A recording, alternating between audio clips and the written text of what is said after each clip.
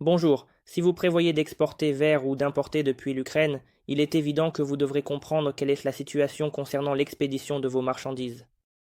Dans cette présentation, je vais aborder la situation actuelle concernant l'expédition de fret par voie fluviale, maritime, ferroviaire, routière et aérienne. Mais je commencerai d'abord par expliquer comment la guerre a impacté l'industrie logistique ukrainienne. Le début de la guerre en février 2022 a provoqué d'importantes perturbations dans le système de transport ukrainien. Les ports maritimes de l'Ukraine étaient et restent sous des attaques continues. Les aéroports ont été fermés dès le premier jour de la guerre. De plus, selon l'Association européenne des entreprises, en 2024, 53% des entreprises ont signalé des dommages directs dus aux hostilités. Cependant, la bonne nouvelle est que plus de 40% ont déjà restauré leurs actifs endommagés. Néanmoins, il est vrai de dire que l'industrie logistique souffre car elle est l'une des principales cibles de la guerre. Cela a entraîné des retards d'expédition et une augmentation des coûts. Par exemple, de nombreuses exportations ont dû être redirigées vers des ports maritimes de l'UE, en particulier vers Constanța en Roumanie et Burgas en Bulgarie, ainsi que vers les ports polonais, croates, allemands et néerlandais. Bien que des itinéraires d'expédition alternatifs aient été rapidement trouvés, les exportateurs ukrainiens sont toujours confrontés à plusieurs problèmes, notamment le manque de capacité portuaire pour le transbordement des exportations ukrainiennes et le manque d'espace d'entreposage pour l'accumulation des lots à expédier. En conséquence, la distance moyenne jusqu'au port d'expédition pour les exportateurs ukrainiens a été multipliée par 5, et les coûts d'expédition vers le port de destination ont augmenté en moyenne de 3 à 4 fois. Mais ces problèmes sont en train d'être surmontés.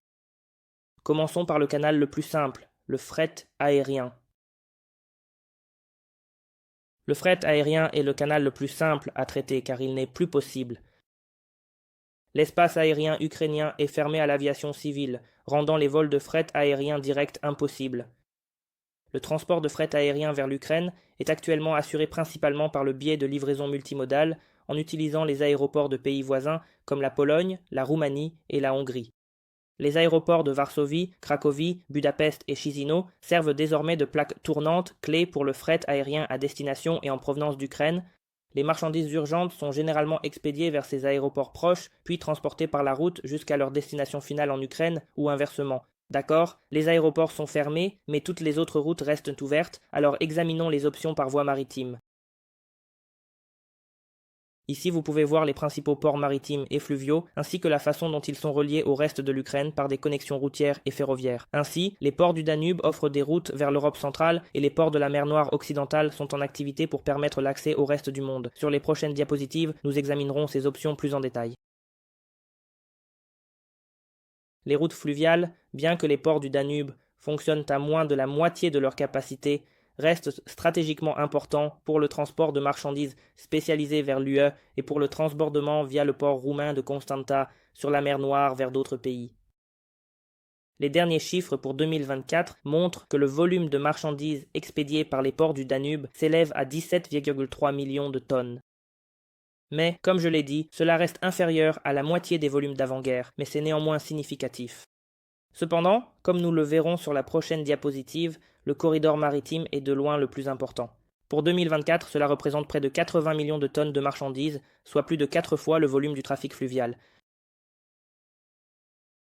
En août 2023, l'Ukraine a annoncé une route temporaire pour les navires civils partant des ports maritimes ukrainiens de la mer Noire d'Odessa, Tchornomorsk et Pivdeni. Cette route maritime a été ouverte quelques semaines après la résiliation unilatérale par la Russie de l'accord sur les céréales de la mer Noire. Le corridor longe la côte ouest de la mer Noire, qui est moins profonde que la partie centrale, ce qui la rend moins adaptée aux sous-marins russes. Bien que le corridor d'exportation temporaire ne soit pas totalement sûr, il offre aux exportateurs ukrainiens une voie pour leurs exportations traditionnelles de produits agricoles et autres produits en vrac vers les marchés mondiaux. Comme je l'ai mentionné sur la diapositive précédente, bien que les volumes soient inférieurs à ceux de 2021, près de 80 millions de tonnes ont été exportées par voie maritime en 2024. Sur la diapositive suivante, nous examinerons les itinéraires ferroviaires. Les routes ferroviaires. La compagnie ferroviaire ukrainienne coopère directement avec les chemins de fer de la Moldavie, de la Pologne, de la Roumanie, de la Slovaquie et de la Hongrie. Les réseaux sont reliés par 40 passages frontaliers ferroviaires internationaux. Sur cette diapositive, vous pouvez voir les principaux passages ferroviaires vers l'UE et la Moldavie. L'image sur le côté droit de la diapositive montre le volume expédié par rail au cours des 5 premiers mois de 2024. Cela représente plus de 21 millions de tonnes, soit plus de 50 millions de tonnes par an. Ce volume devrait augmenter à mesure que l'infrastructure reliant le réseau ferroviaire ukrainien à celui des pays de l'UE sera modernisée. La plupart des chemins de fer ukrainiens ont un écartement différent de celui de l'UE. Cela rend les connexions un peu plus difficiles sur le plan structurel. Pour plus d'informations sur les chemins de fer ukrainiens, consultez le lien dans la description ci-dessous. En plus des chemins de fer, l'autre moyen de transport terrestre est bien sûr la route. Nous allons jeter un rapide coup d'œil à cela sur la diapositive suivante. L'option du transport routier représente un canal d'expédition majeur et flexible vers et depuis l'Ukraine. En effet, les entreprises ukrainiennes ont accru leur recours au transport routier en réponse aux contraintes logistiques rencontrées avec les autres modes de transport. Le blocus des ports maritimes, la capacité limitée des passages ferroviaires et l'arrêt des possibilités de fret aérien. Cette réaction se manifeste par l'augmentation du nombre de passages de camions ukrainiens à la frontière avec la Pologne de 34% en 2022 et de 20% en 2023. Cependant, il n'existe pas de solution sans douleur. Les temps d'attente pour entrer dans l'UE sont longs et se mesurent souvent en jours. Cela entraîne inévitablement une augmentation des coûts et des perturbations dans les chaînes d'approvisionnement. L'UE est pleinement consciente de ces problèmes et travaille à les atténuer grâce à ses corridors de solidarité UE-Ukraine. Ces corridors sont conçus pour simplifier les connexions de fret entre l'UE et l'Ukraine. Je vais expliquer cela un peu plus en détail sur la prochaine diapositive. Dans le cadre de la réponse solidaire de l'UE avec l'Ukraine, la Commission européenne a présenté son plan d'action pour les corridors de solidarité. Ce plan vise à aider l'Ukraine à exporter ses marchandises et à importer ce dont elle a besoin par rail, routes et voies navigables intérieures. Ce plan est mis en œuvre grâce à la simplification des contrôles documentaires, à l'augmentation du cofinancement européen des projets d'infrastructure, à l'amélioration des infrastructures de connexion aux frontières et aux réseaux transeuropéens de transport et d'énergie. Aujourd'hui, les corridors de solidarité UE-Ukraine sont devenus la bouée de sauvetage de l'économie ukrainienne. Sur la prochaine diapositive, vous verrez à quel point ces corridors de solidarité sont importants et étendus. Sur cette diapositive, vous pouvez voir à quel point ces corridors de solidarité UE-Ukraine sont importants et vastes. En fait, bien que cela ne soit pas montré ici, ils s'étendent jusqu'au cœur de l'Ibérie, de l'Italie, de l'Irlande et de la Scandinavie. L'Ukraine est en train de se connecter véritablement et solidement à l'UE. Eh bien, nous arrivons presque à la fin de la présentation. Il ne me reste plus qu'à vous présenter les noms et les détails de 3 principales associations ukrainiennes de logistique, ainsi qu'à vous faire part de quelques-unes de mes conclusions. Association professionnelle ukrainienne de logistique. Les 3 principales associations professionnelles ukrainiennes de logistique sont l'Association des transitaires internationaux d'Ukraine, l'Association des transporteurs routiers internationaux d'Ukraine et l'Association des ports ukrainiens. Si vous avez besoin de les contacter, les liens vers leur site web sont inclus dans la description ci-dessous. Ou si vous préférez contacter ICC Ukraine pour toute question liée à la logistique, vous trouverez mon adresse email dans la description ci-dessous. Vous verrez également sur la prochaine diapositive que les principales entreprises internationales de logistique opèrent actuellement en Ukraine, ce qui devrait également rassurer quant à la situation. Nous pouvons donc constater que les grandes entreprises de transport maritime et de logistique continuent d'opérer en Ukraine. Ceci n'est qu'un petit exemple. DHL, MSC, Maersk, DSV et Schenker, CMA, CGM, Hapag, Lloyd, Evergreen Line et bien d'autres. Si ces entreprises opèrent vers et depuis l'Ukraine, vous savez qu'il existe des solutions pratiques pour répondre à vos besoins. Bien, je suis prêt à passer à mes commentaires de conclusion.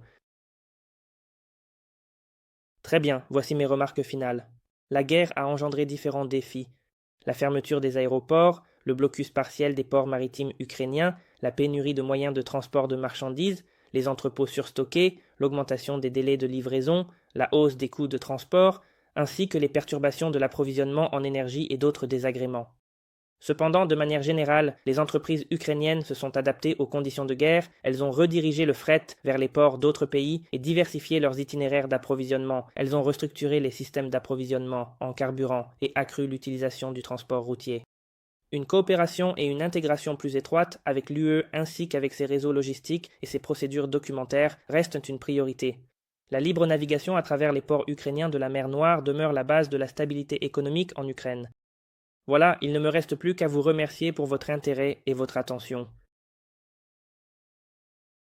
Donc merci vraiment d'avoir regardé la vidéo sur la logistique ukrainienne. J'espère que vous avez trouvé ces informations utiles et si c'est le cas, cela nous aiderait beaucoup si vous pouviez cliquer sur le bouton j'aime et vous abonner à notre chaîne pour rester informé. Merci également de partager cette vidéo et cette playlist avec vos collègues et contacts professionnels. Nous vous en serions vraiment reconnaissants. Et surtout, souvenez-vous que l'ICC Ukraine et nos partenaires sont là pour vous aider. Si vous avez besoin d'aide, nos coordonnées figurent sur cette diapositive et dans la description ci-dessous. Je m'appelle Oleksiy Kojanov. Ensemble, nous pouvons construire un avenir meilleur. J'ai hâte d'avoir de vos nouvelles. Merci encore d'avoir regardé cette vidéo.